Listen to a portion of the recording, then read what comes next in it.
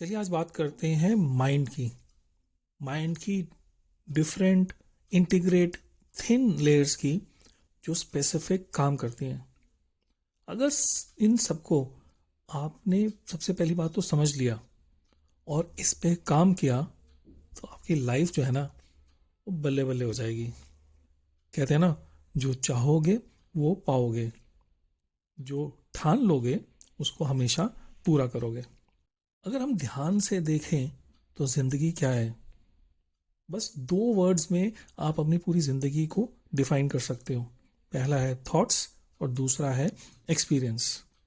जो भी ज़िंदगी में आपने चाहा वो थॉट्स है और जो आपने पाया वो एक्सपीरियंस है। ये ज़िंदगी बस खाली दो चीज़ों की है, हमारी चाहतें और उस चाहतों के पूरा होने के बाद में हमारा एक्सपीरियंस। इसको चलिए ठीक से समझते हैं। सबसे पहले thoughts. Thoughts are what we think in our minds. They are ideas, beliefs, imagination we have about anything. इंसान को सबसे पहले पेड़ के तने को घसीटने से अच्छा उसको रोल करना पसंद आया। ये एक थॉट था और उसने इस से एक पहिए का आविष्कार कर लिया। ये आइडिया भी एक थॉट था। हाँ, इस पहिए से गाड़ी बनाकर जगह जगह घूमना, दुनिया देखना, खुद एंजॉय करना, अपनी फैमिली को भी एंजॉय करवाना, ये सब एक्सपीरियंस था। तो एक्सपीरियंस यानी कि अनुभव क्या है? Experience is the knowledge, exposure, feelings we evoke from putting our thoughts into action. तो एक्सपीरियंस कब आता है? एक्शन से, रियल लाइफ चैलेंजेस को फेस करने से। In short, thoughts are ideas in our mind, while experience is what we live through. चलिए और गहराई से जानने की कोशिश करते हैं कि थॉट्स और एक्सपीरियंसेस कैसे हैं हमारे जिंदगी का मतलब। Your thoughts and experience make और ब्रेक यू। तो सबसे पहले इस वीडियो में जो बात करेंगे हम थॉट्स टू रियलिटी की बात करेंगे। आपके थॉट्स वो हैं जैसे कि जो बीज आपने अपनी ज़िंदगी में बोते हो वो तो आपके थॉट्स हैं, और जो फसल आप बीज जब उग जाते हैं, जो काटते हैं, वो आपके एक्सपीरियंसेस हैं। मतलब वट एवर यू थॉट, आपने जो चाहा और जब पाया उस एक्सपीरियंस को, उस सक्सेस को, उस गोल के अचीवमेंट को। अब जैसे कि एक अच्छी फसल के लिए आपको अच्छे बीज चाहिए, उसी तरह अच्छी ज़िंदगी के लिए, सक्सेस के लिए, अपने ड्रीम्स को अचीव करने के लिए आपको सही और अच्छे थॉट्स चाहिए। कहते हैं ना, जो बोओगे वो ही काटोगे। जब बीज बोया बबूल का तो आम कहाँ से होए। Positive thoughts bring positive outcome. Garbage इन, गार्बेज आउट। कहने का मतलब ये है कि जिस तरह का आप कर्म करोगे उस तरह का फल भी आपको मिलेगा। पर कर्म कहाँ से होता है, उसका बैकग्राउंड क्या है? उसका मूल है thoughts. Your thoughts are your destiny, your thoughts are your reality. चलिए इसको थोड़ा और समझते हैं। एक मशहूर एनेक्डोट है, मोस्ट प्रोबेबली ये एक मिथ है rather than a historical fact, पर इससे हम इस कंसेप्ट को बहुत अच्छे से समझ पाएंगे।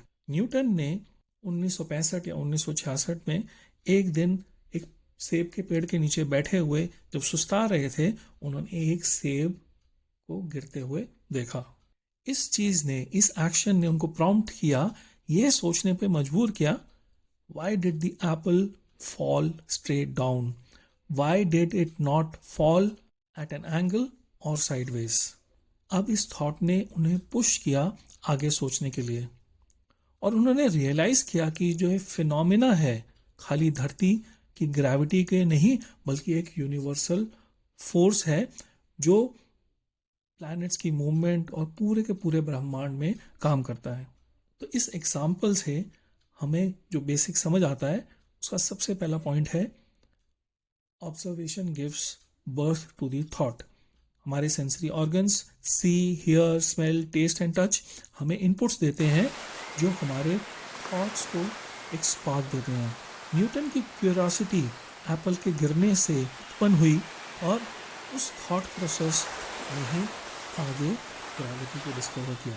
इसी तरह हमारा कोई भी लाइफ एक्सपीरियंस, ऑब्जर्वेशन हमारे इनर सेल्फ में कोई नया बीज लगा सकता है, जिस पर अगर हम काम करें तो हमारी डेस्टिनी को चेंज कर सकता है। The second thing from this Newton experiment is change in perspective. कहते हैं ना, conflicting thoughts sometimes change the perspective and a change in perspective changes your life।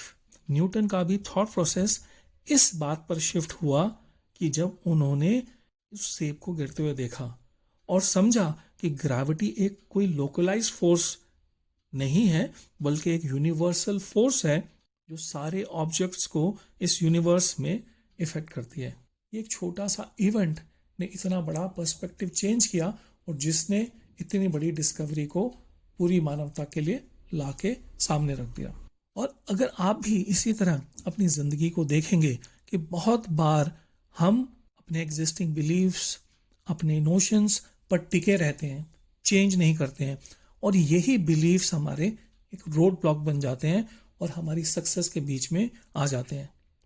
अगर हम अपना थोड़ा सा पर्सपेक्टिव चेंज कर दें तो यही सो कॉल्ड चैलेंजेस जो हैं अपॉर्चुनिटी में कन्वर्ट हो जाएंगे।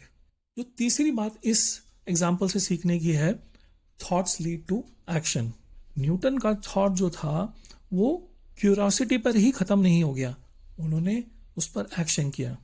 उन्होंने अपनी नॉलेज, इनसाइट, एक्सपीरियंस को यूज़ किया और वर्ल्ड को एक यूनिवर्सल लॉ दिया।